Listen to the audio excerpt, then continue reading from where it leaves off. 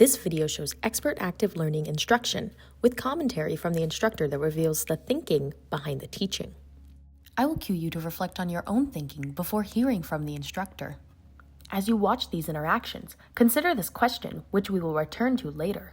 What do you do when you pose a question to the class and no one responds? So we're going to focus not on the details, but instead on finding the redox events, including what's being oxidized and what's being reduced. That's what I want you to walk away with, is how do you find a redox event? You need to keep track of what you know. What are the clues that a redox event is happening? What are some clues we've identified? Max, what's one clue? Production of NADH. NADH, if that's being made, is that what you're going to offer? Yeah. What's that? What else? There's other clues.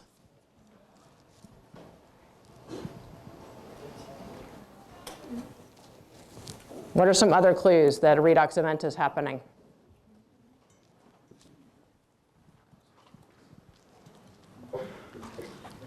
Tell you what, quick check with a neighbor. What are some other clues? We've talked about several clues.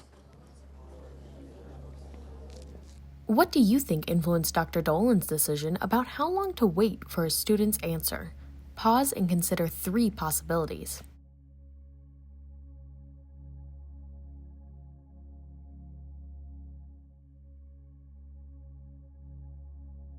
Now we get a chance to hear the thinking behind the teaching from Dr. Dolan. I would say probably I will wait, and I didn't actually count there, at least 15, maybe 30 seconds. And depending on what the problem is or what the question is, I might wait longer. That's sort of a brainstormy question, and so I didn't wait quite as long. And it was not new material, so I didn't feel like I had to give them a lot of time to think about that. So that's how I decided how long to wait. Why do you think Dr. Dolan chose to direct students to check with a neighbor? Pause and consider the range of possibilities.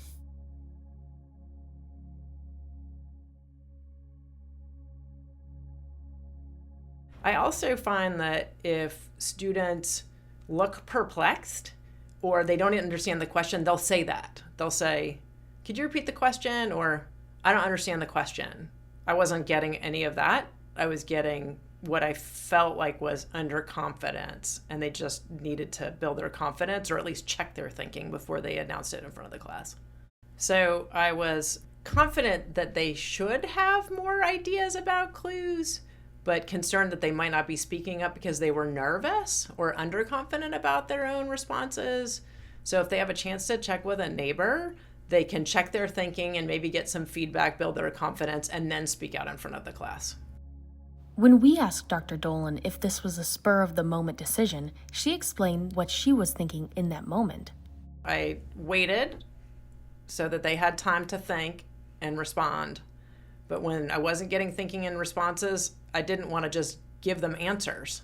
I wanted them to think about it and actually formulate the answers themselves. So that was my decision. Instructors who lead interactive classes face many real-time decisions about how to proceed. As she decided what to do when no one volunteered an answer to a question, Dr. Dolan considered the duration of silence that followed her question, how much time she expected students to need to answer this question, the novelty and difficulty of the question, her intention for students to formulate their own answers rather than hearing her answer, and a lack of confused faces and clarifying questions.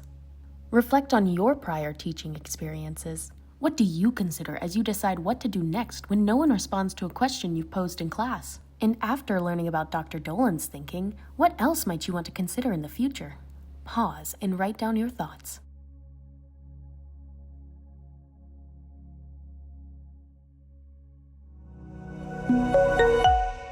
Thank you for joining us for this Realize video.